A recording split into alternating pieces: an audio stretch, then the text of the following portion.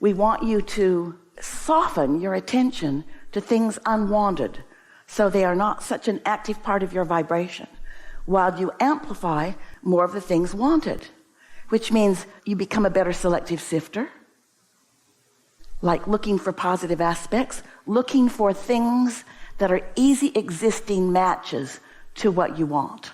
That is really a good thing to do all day, everything. To make the best of things if you can. You know why you don't do that? It seems like a simple premise.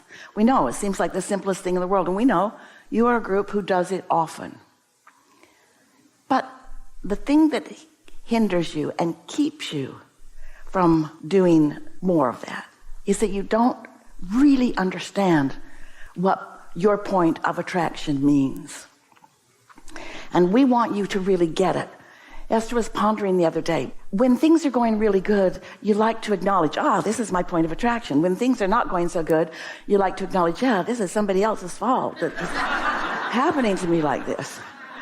And so we'd like you to think like you have this bag of marbles that's with you everywhere you go. Esther holds hers about right here.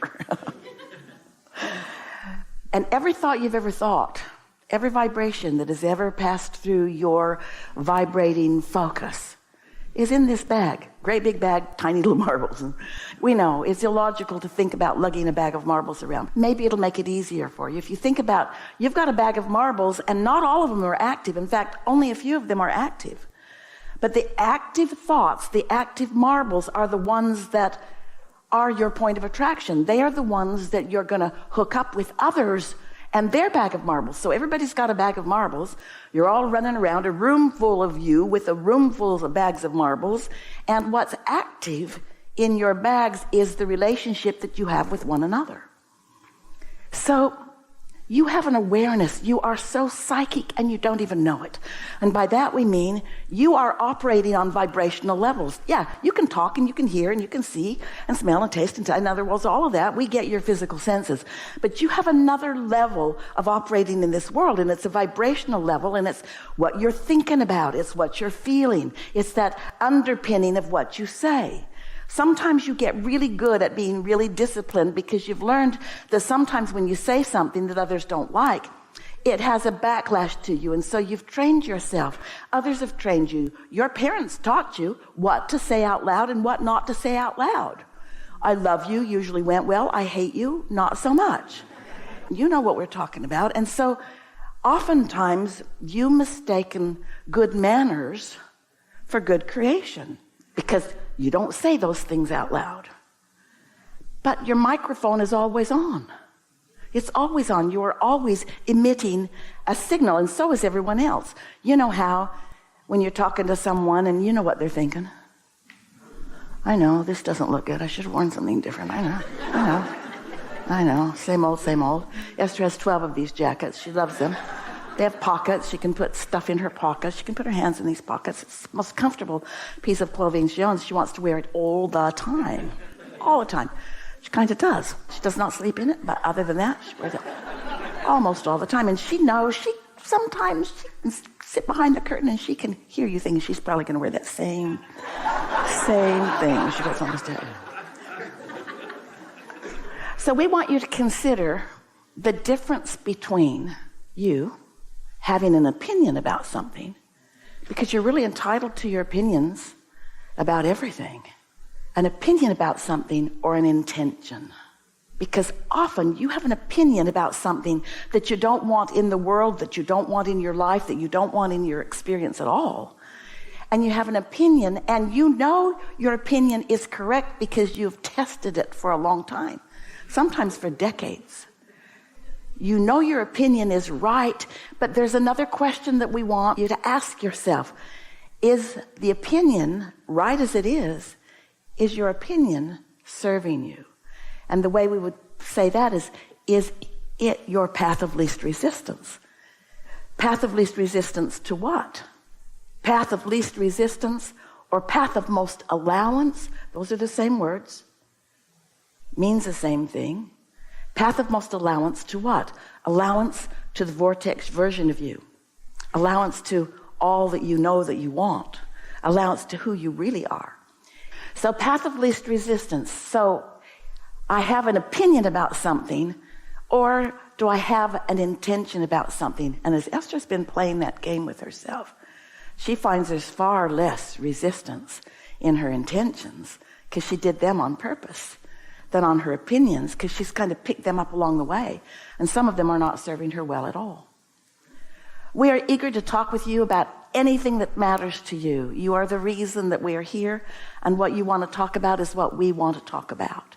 There's nothing off limits, and there's no agenda, but you will notice a logical unfolding, because that's how the law of attraction works things out. What you want and what we want is the same thing. We want you to find the clarity that you're looking for. And we know that you are in different places as individuals in relationship to being close vibrationally to what you want. And so sometimes, even though you really, really, really want something, your awareness of the distance between what you want and where you are will keep you from being able to hear us clearly when you sit in the hot seat. If you sit here with split energy, desperate for something that you don't believe you can have, our words won't be very meaningful to you. And often someone else can ask your question and you will have less resistance. You're going to notice lots of vibrational shifting while you're here today. So, what do you want to talk about? Hardly anything. Lots going on here. Begin right here. Right here, yeah. If you can hear only this, if this is the only thing that you take away from this, all of you, this gathering, T, thoughts turning to things. Thoughts turning to things. My desire are thoughts turning to things. We know this for sure because we're with your inner being who is turning the thoughts to things. They're all primed up. Everything right before them becoming a thing is all ready. In other words, just like everything's ready for the baby to be born, but the baby has to be born. So thoughts are already been turned to things, but the thought cannot actually have that explosion into where you can see it and hear it and smell it and taste it and touch it until your emotion allows it. So thoughts are turning to things, thoughts are turning to things, thoughts are turning to things, not letting the thoughts that are turning to things in. The thoughts are turning, the thoughts are evolving, the thoughts are gathering more cooperative components, the thoughts are getting bigger, the desire is more, still not letting it in, still not letting it in, still not letting it in. Just now, you let it in just a little bit more. That's all that it is. It doesn't matter what it is. Doesn't matter what it is. You're right. Clarity is what you want, because you know what clarity is? Clarity is a state of non-resistance. You can be really clear about hating something, and you can be really clear about loving something. And in either case, they're moving forward. In either case, they're moving forward. It's just the things that are a vibrational match to your inner being. Oh, those are such big things. Those are things that you call miracles. So can I ask this question one more time as clearly as I can? Yeah. I think you already answered it. It'll be clearer than it ever has been before. Okay. We did, but we're never out of answers. What I want now is for this person that I love to be healthy again. Well, then you should have started with that conversation, because we spent all that time on something that you don't give a rat's ass about anymore.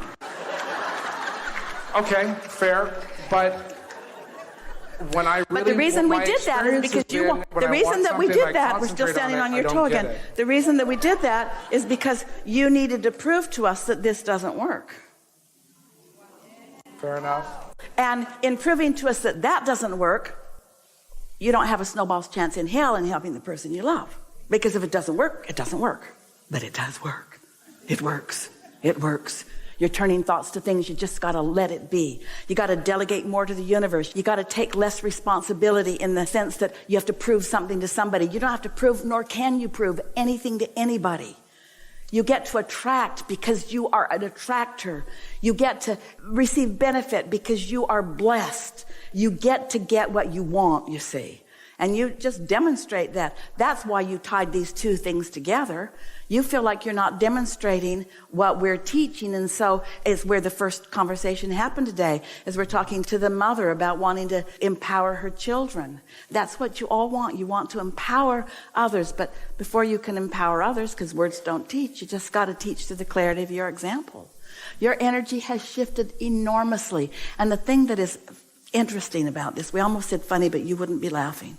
The thing that is interesting about this is that when something else that, as you say, really matters a lot distracts you from the drum beating that you've been doing about the other, often that's the thing that lets that in. And then humans say, oh man, that came in, but it came in too late. No, it didn't. It came in just in the right time. It came in when you stopped pushing against it.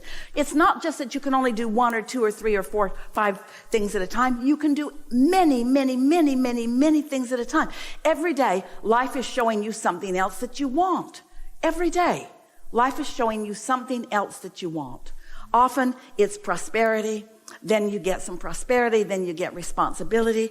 Then you don't want the responsibility. You want somebody to take care of the responsibility. Then you attract people that can help you with the responsibility. Then you got bogged down because they all want different things and they feel needy. And then you want to all go away. You don't want all those properties and you don't want all those responsibilities. In other words, you're like a freaking moving target. You're all the time wanting. And if we can convince you that if you understand that what you really want is to feel good in the midst of what life has caused you to want. That's the argument that if we were standing in your physical shoes, we would have with the universe. This is the bone that we would try to pick. We won't let you. We'll help you understand that you can't pick this bone. But this is the logical bone that most physical humans should be picking with the universe. You showed me life and you made me want something that I can't figure out how to get. You showed me life and you made me want something and now you're withholding it. You're making me change to get it.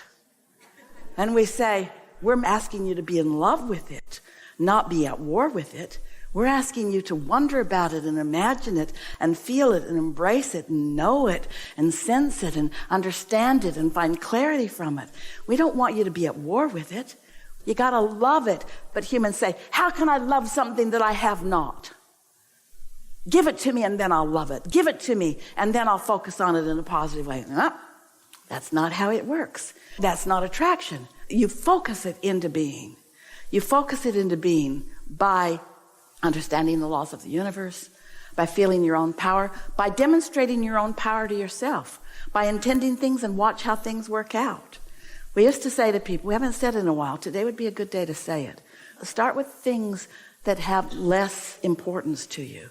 It's easier for you to show yourself how the universe works when you want something that you haven't been practicing opposition about for a long time, you see.